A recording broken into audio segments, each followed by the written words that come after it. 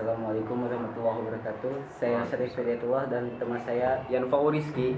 Kami perwakilan dari SMA Darul Falah Ciamplas, Kabupaten Bandung Barat, ingin membahas mengenai sebuah fenomena geosfer yang sering terjadi di Indonesia, yaitu gempa bumi. Video ini dibuat untuk memenuhi salah satu persyaratan mengikuti perlombaan Olimpiade Geografi tingkat nasional yang akan diselenggarakan di Universitas Pendidikan Indonesia atau sering disebut UPI pada tanggal 8 sampai 9 November 2014. Ya.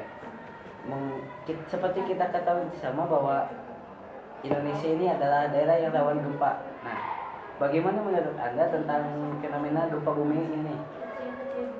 Gempa bumi. Gempa bumi itu adalah sebuah getaran yang berasal dari dalam bumi yang merambat sampai ke permukaan bumi yang disebabkan oleh tenaga endogen yang bersifat membangun. Dikatakan Indonesia sebagai negara yang rawan terhadap gempa bumi itu dikarenakan menjadi sebuah titik tumpu dua lempengan muda dunia yang akan saya jelaskan lebih terperincinya di slide selanjutnya. Terima kasih. Nah, gempa bumi. Indonesia dikatakan sebagai negara yang rawan sekali terhadap gempa bumi. Tadi sudah dijelaskan gempa bumi sendiri apa, dan sekarang klasifikasi gempa bumi yang saya akan terangkan. Yang pertama berdasarkan faktor penyebab, antaranya ada 3. Yang pertama tektonik, yang kedua vulkanik, yang ketiga terban atau runtuhan. Tektonik itu oleh pergeseran lempengan bumi, yang mana Indonesia menjadi sebuah negara yang 3 lempengan bumi dunia bertemunya di mana? Di daerah sini.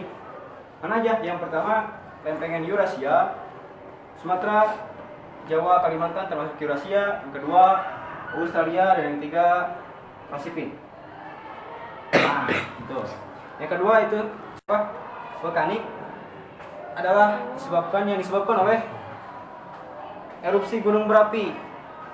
Kenapa bisa? Karena Indonesia termasuk negara yang wilayahnya tercakupi oleh ring of fire atau lingkaran atau cincin api dunia. Dari mana saja? Dari Sumatera, Jawa, Nusa Tenggara itu banyak sekali gunung-gunung api. Nah, yang ketiga terban. Terban ini disebabkan oleh gempa bumi, runtuhan yang jaraknya itu sedikit di setempat lah. Kalau runtuhan gua-gua itu kan sering, nah itulah yang disebut terban atau runtuhan gua, runtuhan kayak longsor yang menyebabkan getaran gitu. Itu jaraknya hanya di situ saja yang kerasannya gitu. Nah, itu adalah penjelasan dari saya sendiri. Mohon maaf bila ada kekurangan. Bila ada tambahan, mangga Kak Syarif silakan. Ya, terima kasih Kang Yanfa atas kesempatannya. Kali ini saya akan melanjutkan penjelasan dari rekan saya tadi, Yanfa Rizky, tentang gempa bumi. Pada dasarnya, gelombang gempa bumi ada 3, yaitu 1. Gelombang longitudinal atau gelombang primer, yaitu gelombang yang berasal dari hipocentrum lalu menyebar ke seluruh arah. Juga tercatat sebagai gelombang pertama yang tercatat di seismograf. Lalu yang kedua ada gelombang disebut dengan gelombang sekunder, yaitu gelombang yang berasal dari hipocentrum lalu menyebar ke seluruh arah. Juga tercatat sebagai gelombang kedua pada seismograf. Lalu yang ketiga ada gelombang permukaan. Gelombang permukaan yaitu gelombang yang berasal dari epicentrum lalu menyebar ke seluruh arah dengan dengan kecepatan 3,5 sampai 3,9 km per detik. Dari gelombang-gelombang tersebut, ketika gelombang tersebut terjadi, maka kita bisa mengetahui jarak dari epicentrum ke stasiun pencatat menggunakan hukum Laska seperti berikut ini.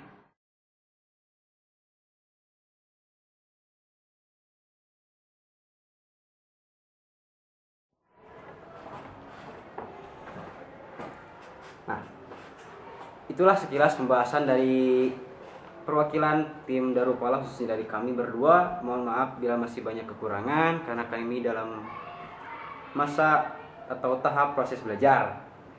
Semoga bermanfaat bagi kita semua ya. Sekian, Assalamualaikum warahmatullahi wabarakatuh.